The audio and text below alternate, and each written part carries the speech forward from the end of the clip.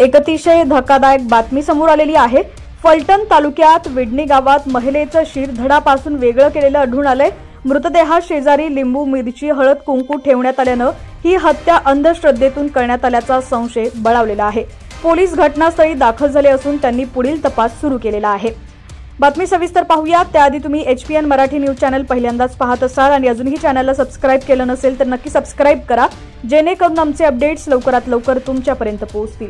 फलटणच्या विडणी गावात ऊसाच्या शेतात महिलेचं शिर धडा वेगळं करून शेजारी एका कापडावर हळद कुंकू काळी बाहुली आणि महिलेचे केस सापडल्यामुळे परिसरात अघोरी प्रकारातून खून केल्याची चर्चा आहे।